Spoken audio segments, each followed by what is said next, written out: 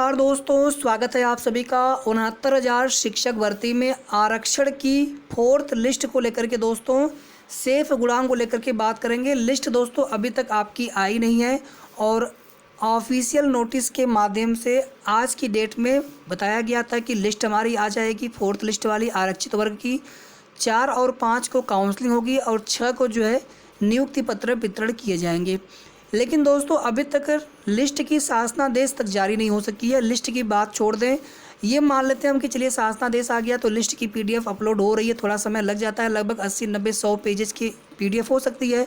और अगर ये पदों की संख्या बढ़ रही है, अगर आप सुबह के न्यूज़पेपर के माध्यम से देखेंगे दोस्तों या मीडिया रिपोर्ट्स की मान लें या फिर कुछ जो सूत्र हैं वहाँ से प्राप्त जानकारी के अनुसार दोस्तों कुछ सीटें यहाँ पर सरकार बढ़ाने पर सहमत है विभाग।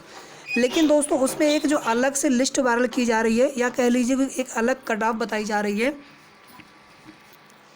कि इस कट ऑफ यहाँ पर लगभग जो है कहीं पर 41, कहीं पर 35, कहीं पर 25, ठीक है, ये अलग अलग लोग आंकड़े बता रहे हैं कि इस कट ऑफ से नीचे की विभाग एक अलग लिस्ट बना रहा है। क्योंकि देखिए दोस्तों जब भी लिस्ट आएगी तो लिस्ट को हो सकता है कुछ लोग चैलेंज करें, क्योंकि आप देखेंगे कि लगातार जो है एक तरफ लिस्ट के आने से हज़ारों अभ्यर्थी बहुत खुश हैं, हज़ारों अभ्यर्थियों के परिवार में खुशियां आने वाली हैं और कहीं ना कहीं उसी से जो है शेष अभ्यर्थियों को भी उम्मीदें हैं कि हमारे लिए भी कुछ चीज़ें यहाँ पर हो सकती हैं, शेष पद भी जोड़े जा सकते हैं, समायोजन हो सकते हैं। लेकिन दोस्तों अब कुछ लोग ऐसे भी हैं, देखिए मैं किसी को नहीं कहूँगा, हो सकता है ये अभ्यर्थी हो ही नहीं, जो लोग लगातार विरोध भी कर रहे हैं इस लिस्ट का कि हम कोर्ट में जाएंगे, ये करेंगे, जिसका इस भर्ती से कोई मतलब नहीं है या भर्ती को फंसाना चाहते हैं। ठीक है, किसी को मैं पर्सनली नहीं कह रहा हूँ दोस्तों, लेकिन एक चीज़ें जो सोशल मीडिया पर वायरल होती है तो कहीं ना कहीं सरकार यहाँ पर हो सकता है कि सारे विधिक सारे जो न्यायिक प्रकरण हैं उनको पूरी तरह से मद्देनज़र रखते हुए कि बाद में कोई भी विवाद नहीं होना चाहिए लिस्ट को लेकर के।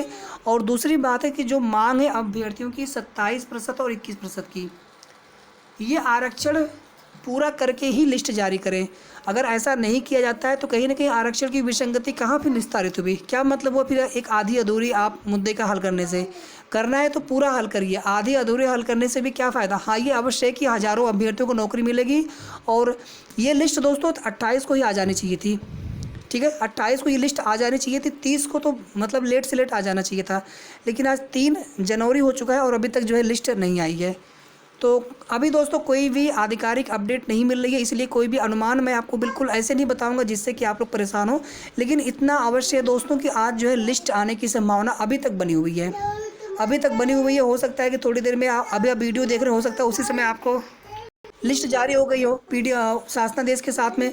पहले एक शासनादेश आएगा, शासनादेश के आते ही लिस्ट आपकी जो पीडीएफ आपकी जो है अपलोड होनी शुरू हो जाएगी और ये भी हो सकता है कि दोनों आपको, लेकिन ऐसा होता नहीं है अक्सर दोस्तों। या इसके पहले भी अगर आप देखें 69,000 शिक्षक भर्ती की 3 चरणों की भर्ती हुई है, पहले एक शासनादेश आता ही आता है। तो बिल्कुल आप लोग परेशान मत होइए, जैसे ही लिस्ट को लेकर के कोई भी ऑथेंटिक कोई भी आधिकारिक जानकारी मिलेगी तुरंत आप सभी को सूचित किया जाएगा। बाकी सीटें बढ़ाने पर लगातार जो है विभाग की तरफ से कोशिश जारी है, किस प्रकार से 27%, 21% कोटे की समस्त सीटों को जोड़ा जाए। अभी दोस्तों कुल मिलाकर के आप देखेंगे यही चर्चा चल रही है कि 6,000 शिक्षा मंत्री जी भी अभी थोड़ी देर पहले बोल रहे थे कि 6,000 पदों पर हम काउंसलिंग करवाने जा रहे हैं। तो ये 6,000 पद इतना तो दोस्तों यहाँ पर तय है कि ओबीसी और एससी दोनों ही वर्ग को सीटें मिलेंगी। और एक अनुमान दोस्तों बताया गया था आप सभी को कि लगभग जो है 66 तक ओबीसी में और 59 तक दोस्तों यहाँ पर एससी में जो थर्ड काउंसलिंग की कट ऑफ है, आप वहाँ से अंदाज़ा लगा लीजिए कि लगभग कितने यहाँ पर गुणांक नीचे आ सकते हैं। एक अनुमानित चीज़ें हैं यहाँ पर। बाकी साथियों हमारा विनम्र निवेदन था सबसे पहले भी कि जिनको थोड़ी भी उम्मीद लगे, चूँकि सीटें बढ़ने के लिए पूरे प्रयास जारी है, संघर्ष हम लोग कर रहे हैं और पूरी टीम एक बार फिर से दोस्तों आज सुबह से ही देखेंगे सब लोग एकजुट है, कोई कहीं नहीं गया है, धरना चल रहा है अनवरत कि यहाँ पर सीटें जोड़ करके। और सबसे ज़्यादा आवश्यकता दोस्तों यहाँ पर कि सरकार जो है इस विसंगति को पूरी तरह से कंप्लीट करे। लिस्ट आ जानी चाहिए थी अब तक समस्त पदों को जोड़ करके 19,000 के आसपास। और अगर यहाँ पे कोई नई कट ऑफ अगर यहाँ पे डिक्लेयर करने जाएंगे तो कहीं ना कहीं फिर सरकार के लिए एक नई फजीयत यहाँ पर आ जाएगी। फिर उसके नीचे के जो पहले के चयनित अभ्यर्थियों के कहीं ना कहीं फिर उनके लिए वहाँ पर समस्या हो जाएगी। फिर उनको किस प्रकार से समायोजित करेंगे, ऐसे हज़ारों अभ्यर्थियों को बाहर तो किया नहीं जा सकता है। तो फिर क्योंकि देखिए गलती अभ्यर्थियों की नहीं, गलती यहाँ पर विभाग की या जो भी विभागीय चीज़ें, हम किसी को पर्टिकुलर नहीं कह रहे बिना किसी चीज़ के, लेकिन यहाँ पर विभागीय जो भी चीज़ें हैं एमआरसी रूल के चलते या जो भी चीज़ें हैं, तो आप ऐसे हज़ारों अभ्यर्थियों को जब बाहर नहीं कर सकते तो फिर यहाँ पर कहीं ना कहीं आपको उतने अभ्यर्थी यहाँ पर लेने होंगे। ठीक है, ये तो पहली चीज़ हो गई। दूसरी बात तो दोस्तों कि ये सीटें लेने के बाद मान लीजिए आपने अगर यही कट ऑफ अगर आपने सोचा है तो ये सीटें लेने के बाद भी आरक्षित कोटे की सीटें पूरी नहीं होंगी। फिर आपको ये डिसाइड करना होगा कि या तो आप जो पहले के कट ऑफ है इसके अनुसार पूरी सीटें आप भर दीजिए, या फिर जो अभ्यर्थी चयनित है समायोजन किया है फिर आप इसी प्रकार से शेष जितने भी अभ्यर्थी हैं ओबीसी एससी के सबको समायोजित करेंगे। जितने भी ओबीसी एससी अभ्यर्थी हैं 90-97 पास सबको आप समायोजित करेंगे, या तो फिर आप ये करिए। ऐसे काम तो बनेगा नहीं दोस्तों। और इतना ही नहीं, ये सीटें भरते हुए आप जो सामान्य वर्ग के अभ्यर्थी हैं उनको भी समायोजित करें। हमारे दोस्तों ये भी मांग है, हम सभी के लिए दोस्तों संघर्ष कर रहे हैं।